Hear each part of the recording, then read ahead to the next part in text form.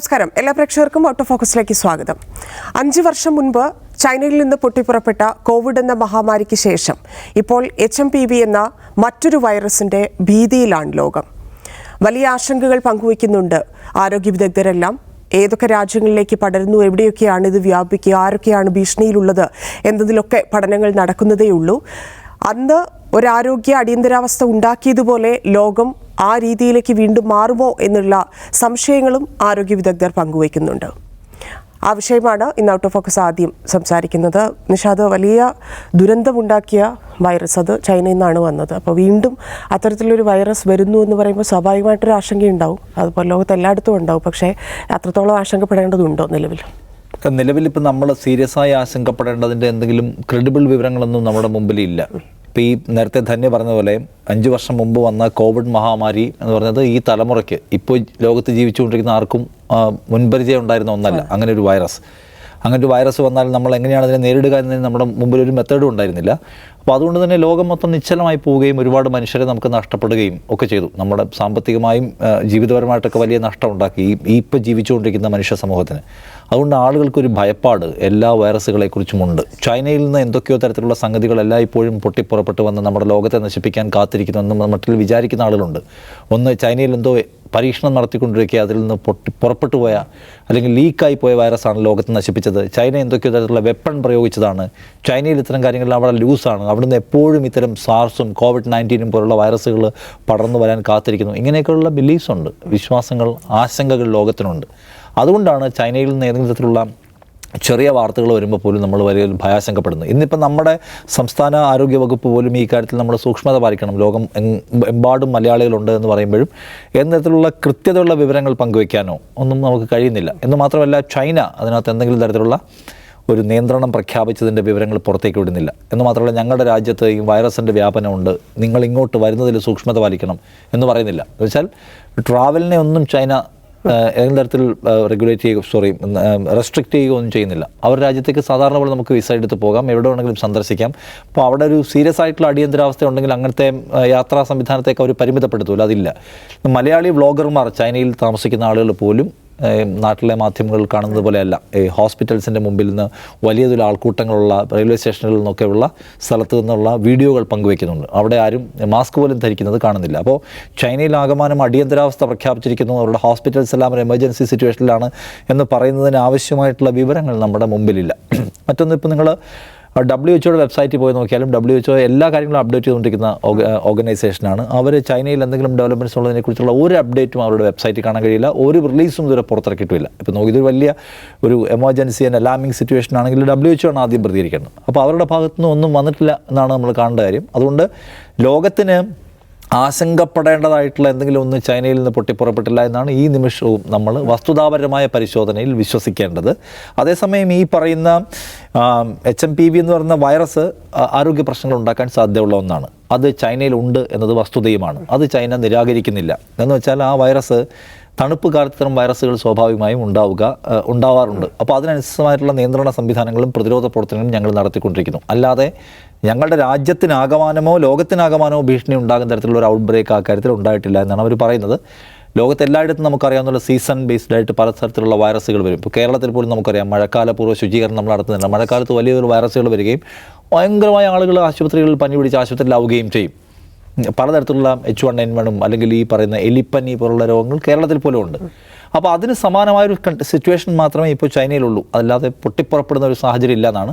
ചൈനയും അതേക്കുറിച്ച് എനിക്ക് തോന്നുന്നു വളരെ കൺസേൺഡാണ്, ബോധേഡാണ്. അവർ COVID-19 ശേഷം അവരുടെ ആരോഗ്യ സംവിധാനങ്ങൾ കൂടുതൽ പ്രൊഫഷണലാക്കുന്നു, കൂടുതൽ കുറ്റമറ്റതാക്കുന്നു, കൂടുതൽ ടെക്നോളജി, അത് എവിടെ നിന്നാണ് പൊട്ടിപ്പുറപ്പെടുന്നത് അത് വലുതാവാതിരിക്കാൻ, അത് പടർന്ന് പന്തലിക്കാതിരിക്കാനൊക്കെ ഭയങ്കരമായ വിജിലൻ്റാണ് ആ രാജ്യം എന്ന് കാണുക. ചൈനയെ സംബന്ധിച്ച് ഈ റിസ്ക് എലമെൻറ്റ്സ് ഓഫ് കോഴ്സ് അതിനെക്കുറിച്ച് വിശ്വസിക്കുന്ന ആളുകളുടെ കാര്യത്തിൽ ഉണ്ടെന്നായിരിക്കുന്നു. കാരണം ചൈന വലിയ പോപ്പുലേറ്റഡ് ആയിട്ടുള്ള ഒരു രാജ്യമാണ്.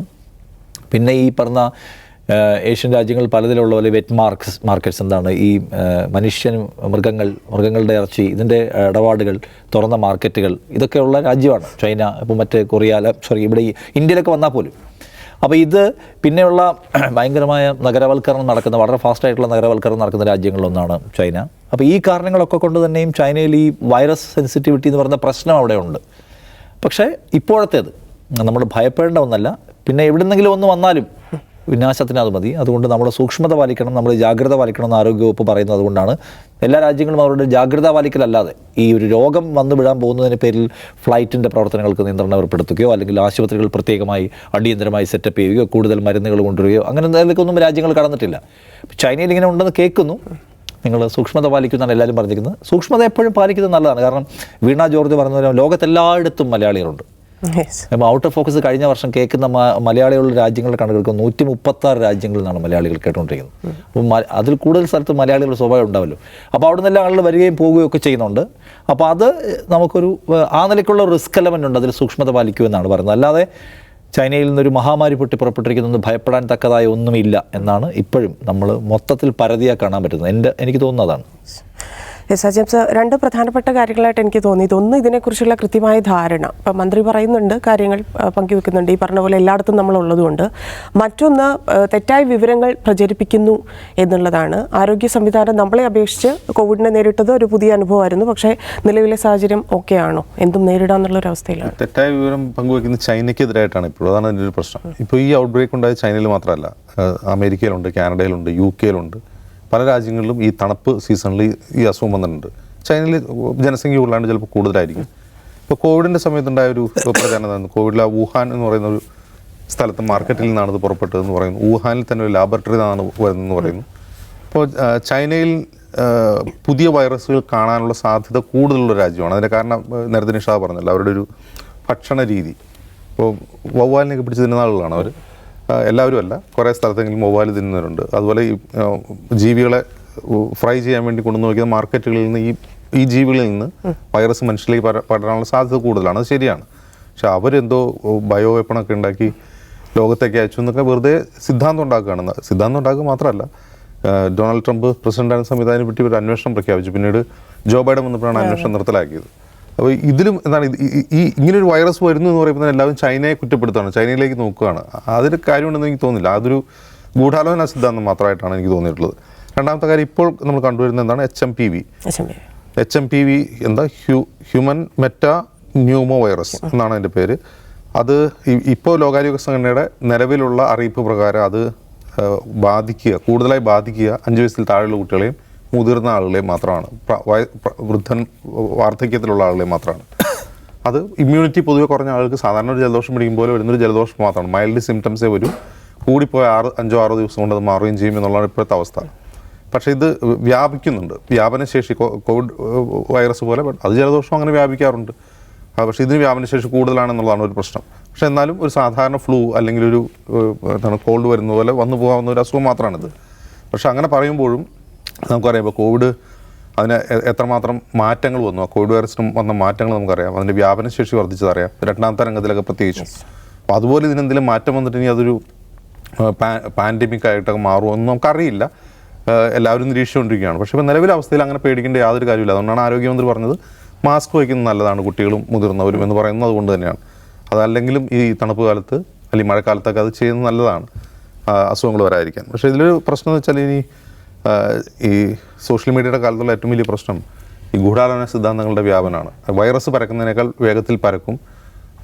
നമുക്കറിയാം, ഇന്നത്തെ ഒരു ദിവസം കേരളത്തിലെങ്കിലും വാട്സപ്പുകളിൽ എത്ര പ്രാവശ്യം ഈ ചൈന വൈറസിനെ പറ്റിയുള്ള തെറ്റായ വിവരങ്ങൾ പ്രചരിച്ചിട്ടുണ്ടാവുന്ന ചുമ്മാ ഒന്ന് ആലോചിച്ച് നോക്കുക. അതാണ് ഈ വൈറസിനേക്കാൾ വലിയ ഭീതി ജനിപ്പിക്കുന്ന അത്തരം ഗൂഢാലോചന സിദ്ധാന്തങ്ങളുടെ വ്യാപനം. പഴയ കോവിഡ് വീഡിയോസ് ഒക്കെ ഓടിക്കുന്നുണ്ട്, ഇപ്പോഴും ഉണ്ടാവും. ഈ മാസ്ക് വെച്ചത് ചൈനയിലെ നിയന്ത്രണങ്ങൾ എന്നൊക്കെ പറഞ്ഞു. യെസ്.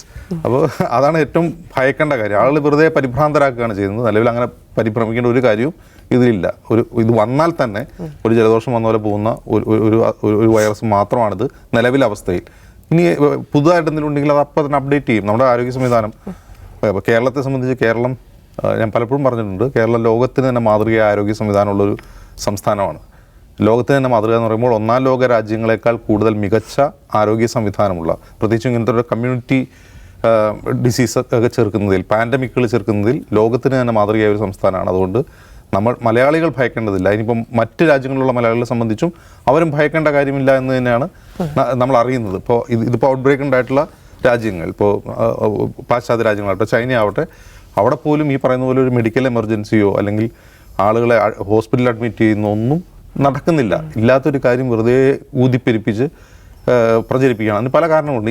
ഇന്ത്യയെ സംബന്ധിച്ചുള്ള കാരണം തൊട്ടടുത്ത് കാണുന്ന ചൈനയാണ് എന്നുള്ളതാണ്. ഇപ്പോൾ US സംബന്ധിച്ചും ചൈന ആയതുകൊണ്ടാണ്. അതർവൈസ് ഇതൊരു സാധാരണ ഇപ്പോൾ വെസ്റ്റേൺ കൺട്രീസിലൊക്കെ ഉണ്ടാകുന്ന ഒരു ഫ്ലൂ പോലെ അത്ര പോലും അപകടമില്ലാത്ത ഒരു വൈറസ് ബാധയായിട്ട് വേണം കാണാൻ.